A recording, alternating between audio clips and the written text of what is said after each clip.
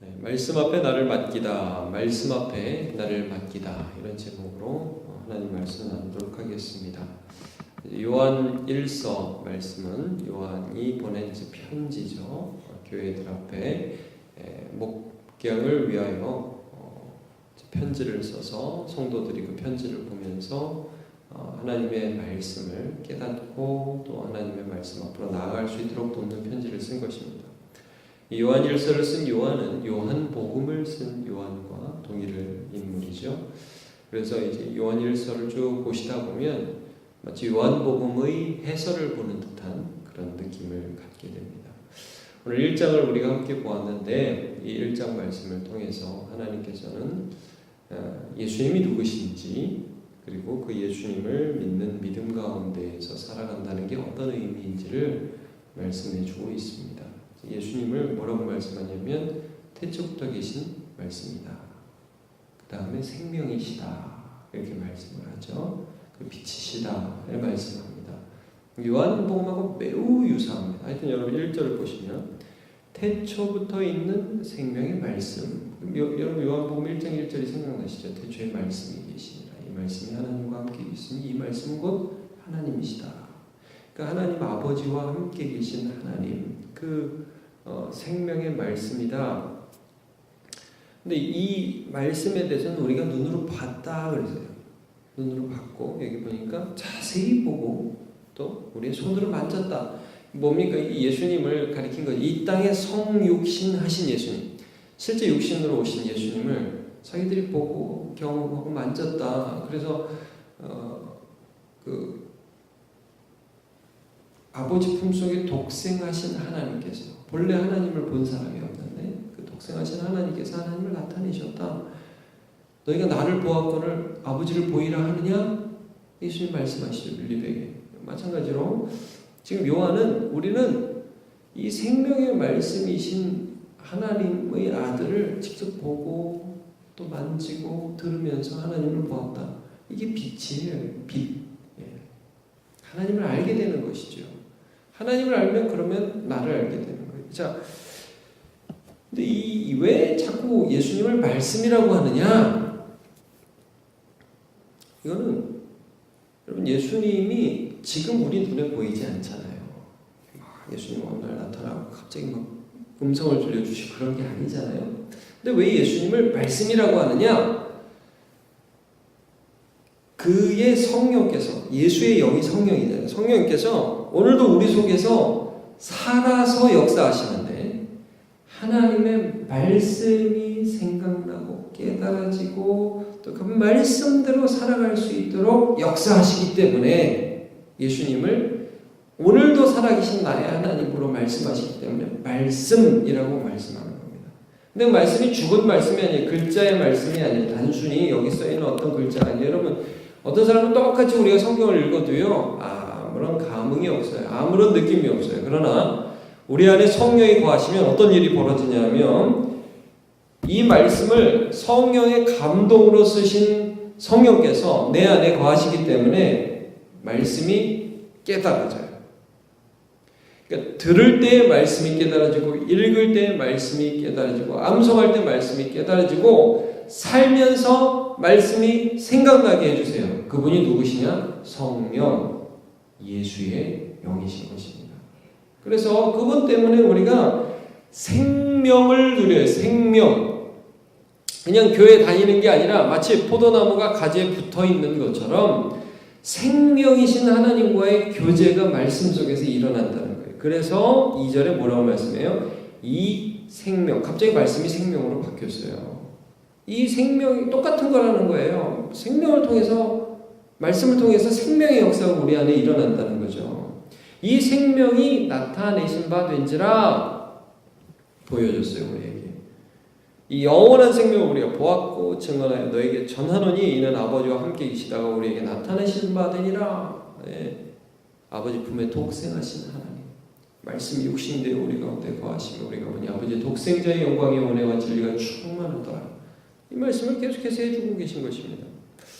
근데 이제 3절을 보시면 이런 생명, 이런 말씀이신 예수님을 이제 사도 요한이 교회 앞에 이렇게 전하게 되죠. 근데 우리가 보고 들은 바를 너희에게도 전함은 우리와 사귐이 있게 하려 함이니. 여기도 이 사귐이라는 단어가 나와요. 사귐, 교제죠, 교제, 코이노니아.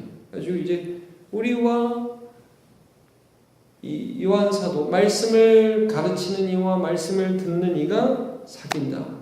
이거 얼핏 보면 좀 이상한 말씀이에요. 왜냐하면 우리가 예수님과 사귀는 거잖아요. 우리가 하나님과 사귀는 거잖아요. 근데 어떻게 이렇게 교회가 사귀는 것을 사귐이라고 하는가? 여러분, 이게 뭐냐? 실제 우리의 삶에서 예수 그리스도를 만나고 예수 그리스도의 생명을 누리는 그 일이 어떤 방식으로 일어났냐? 여러분, 성도가 서로 말씀으로 교제할 때 거기 주님이 거하시는 것입니다. 목사가 말씀을 전하고요, 성도들이 안면도를 받고 후역 소그룹을 이렇게 하면서 말씀을 나누잖아요. 그럼 이런 얘기를 하죠. 오늘 좀 예배가 감사했고 또 말씀을 나누면서 우리가 은혜를 나누었다, 이런 말들을 하죠. 그게 예수님을 만나는 거예요. 그게 예수님과의 사귐입니다. 이거 어려운 게 아니에요. 우리는 이제 너무 개인적으로 기도하는 것도 여러분 우리가 물론 주님과의 사귐입니다. 그러나 더 본질적으로 중요한 것은 우리 가운데에 이 교회라는 그리스도의 몸 가운데에 하나님의 말씀이 임하여 주시고 그 말씀 가운데 소통이 일어나는 거예요. 그게 하나님의 말씀이신 예수 그리스도와 교제하는 것입니다. 여러분, 예배에 성공하시길 바랍니다. 모임 가운데에 하나님의 말씀을 드러내십시오. 그럼 이제 어떤 일이 벌어지느냐? 빛이신 하나님께서 우리 가운데 임재해 주신다고 해요. 여러분, 이제 5절 보면 우리가 그에게서 듣고 너에게 전하는 소식이 이것이니 곧 하나님은 빛이시라. 그에게는 어둠이 조금도 없으시다는 것입니다. 여러분, 예수님이 이 땅에 세상에 빛으로 오셨죠. 빛이시다, 어둠이 없다. 이게 무슨 말씀입니까? 어둠 가운데 빛이 비추되 어둠이 깨닫지 못하더라. 요한은 빛이 아니었다. 참빛 곧 세상에 오시는 빛이 있었다. 예수님에 대해서 말씀하시죠. 그가 하신 일이 뭐죠?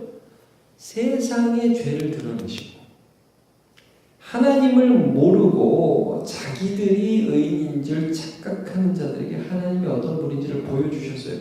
그래서 빛이라고 그랬어요. 성령의 조명, 성령께서 우리의 마음에 빛을 비춰주시면 하나님이 계시구나 하는 걸 알게 되고 내가 죄인이구나 하는 걸 알게 된다고 했어요. 그래서 여러분, 여기 빛이라는 말씀을 해주시면서 뭐라고 말씀합니까? 하나님이 비춰주시면 말씀 앞에서 네가 죄인인 것과 하나님이 죄가 없으신 것과 그 하나님의 사랑 앞에 너의 죄를 다 내놓으면서 나갈 수밖에 없다, 이 말씀하는 거예요. 이 교제에서 제일 중요한 게 우리가 하나님과 교제하면서 제일 중요한 게 뭐냐? 죄의 고백과 거룩함으로 나아가는 것. 이게 하나님과의 교제에서 제1이라는 거예요. 마치 우리가 지금 요한복음 강의를 하다 보니까 이 얘기를 자꾸 하게 되는데, 여러분, 가지가 포도나무에 붙어 있어서 열매를 맺게 하려고 하면 그때 제일 먼저 하시는 게 뭐라고 그래요? 깨끗하게 하심. 하나님이 어떤 분인지를 알게 하심으로 죄에 대해서 깨끗하게 하심. 이것이 주님께서 하시는 일이라고 그랬죠. 요한복음 12장 2절 3절에 보면, 자, 마찬가지입니다. 6절부터 볼게요. 만일 우리가 하나님과 사귐이 있다 하고 어둠 가운데 행하면 거짓말을 하고 진리를 행하지 아니하면 이거니와. 주님과 사귀어요. 날마다 죄를 지어요. 하나님에 대한 느낌도 없고 내가 죄인인 것에 대한 애통함도 없고 맨날 그렇게 살아요. 그건 하나님과 교제하는 거 아니라는 거예요. 7절, 그가 빛 가운데 계신 것까지 우리도 빛 가운데 행하면 우리가 서로 사귐이 있고 그 아들 예수의 피가 우리를 모든 죄에서 깨끗하게 하신다. 우리가 이 빛 가운데, 주님의 말씀 가운데 나아가서 하나님이 어떤 분이신 줄 알고 그 말씀이 나를 이렇게 비치는 거예요. 그러면 내 죄가 드러나고 예수의 보혈이 나를 씻기고, 그래가지고 그 말씀 앞에서 하나님의 용서와 은혜를 경험하고, 그리고 또 내가 또 용서받았는데 또 죄를 짓네요. 그럼 마음이 아프잖아요. 하나님 이거 좀 어떻게 해주세요, 도와주세요 하면서 그 죄를 날마다 버리는 거예요. 그런 삶이 우리 안에 일어나는 것이죠. 만약 우리가 죄가 없다고 말하면 나는 뭐 없어, 괜찮아, 이 거짓말이래. 스스로 속이고 진리가 우리 속에 있지. 진리의 말씀이 우리 속에 있는데 어떻게 우리가 난 죄가 없어요, 이런 소리를 우리가 어떻게 할 수 있느냐, 말이 안 된다. 그러나 만일 우리가 우리 죄를 자백하면 우리가 날마다 주님 앞에, 주님 제가 이런 죄를 지었습니다, 주님 저는 이런 죄인입니다, 저의 마음에 새 마음을 창조하여 주옵소서, 이렇게 자백하면서 기도하면, 다윗이 정직한 영을 새롭게 해달라고 그랬잖아요. 구원파 저 잠실에서 무슨 집회 많이 했죠, 박옥수. 그런데 늘 얘기하는 게 뭐예요? 우리 구원받았는데 무슨 죄를 회개하냐, 하나님 깨끗하게 하셨는데. 여러분, 이미 깨끗하게 한 자는 더 깨끗하게 한다고 그랬죠. 이단이란 말입니다, 그게. 그러니까 우리 죄를 자백하면, 그러면 그는 미쁘시고 믿을만하시고 의로우사 우리 죄를 사하시고 우리를 모든 불의에서 깨끗하게 해주실 것이다. 이게 교제의 핵심이라는 거예요. 이게 우리가 말씀 앞에서 주님을 경험하는 것의 핵심적이고 첫걸음이 된다는 거죠. 죄가 드러나고 죄 용서함을 받고 그 다음에 죄를 이길 수 있는 힘을 주시고 하는 것이 성도의 교제와 하나님의 말씀의 역사와 예배 가운데 드러나게 되고, 그 가운데 우리는 날마다 새롭게 된다 말씀해주고 있습니다. 그런데 만일 우리가 범죄하지 아니하다면 하나님은 거짓말하는 일을 만드시는 것이니 또한 그의 말씀이 우리 속에 있지. 그 예수 믿는 거 아니다, 말씀이 우리 속에 없다, 이건 예수가 없다는 말씀이거든요. 그건 믿음이 아니다, 이렇게 말씀하고 있습니다. 히브리서 4장 12절 말씀, 하나님의 말씀은 살아있고 활력이 있어 좌우의 날섬 어떤 것보다도 예리하여 혼과 영과 및 관절과 골수를 찔러 쪼개기까지 하며 또 마음의 생각과 뜻을 판단하나니 지으신 것이 하나도 그 앞에 나타나지 않음이 없고 우리의 결산을 받으실 이의 눈앞에 만물이 벌거벗은 것 같이 드러나느니라. 여러분, 우리가 말씀을 보는 것 같지만 말씀이 우리를 보는 겁니다. 내가 이걸 읽으면 좋은 말씀이네, 이게 아니라 하나님이 말씀 속에서 나를 보시는 거예요. 그래서 내가 그 가운데에서 회개하게 하시고 나를 판단하시고 나를 새롭게 하시는 역사가 말씀의 교제 가운데 나타나는 것이지요. 여러분, 오늘도 우리는 살아계신 예수님을 믿습니다. 이 가운데서 역사하시고 우리 속에 주님을 아는 마음을 주시고 애통하는 마음을 허락하시고 그 가운데 새롭게 하시는 하나님을 말씀 속에서 만납니다. 이 태초부터 계신 영원한 생명의 말씀이신 예수 그리스도와 교제하는, 그리고 그 말씀이 나를 판단하시고 새롭게 하시는 은혜를 누리는 저와 여러분 되시기를 축복합니다. 하나님 감사합니다. 오늘 우리가 함께 예수 그리스도와의 교제가 무엇인지를 살펴보았습니다. 그는 말씀이시고 생명이십니다. 이전에도 살아계셨고 오늘도 살아계시며 앞으로도 역사하시는 하나님이십니다. 우리 예수님께서는 생명이십니다. 죽은 하나님이 아니라 살아계신 하나님이십니다. 예수 그리스도는 빛이십니다. 하나님을 보여주시고 그 하나님 앞에서 나의 실체를 보게 하여 주십니다. 우리의 의를 꺾으시고 오직 예수 그리스도의 의로만 살아가게 해 주십니다.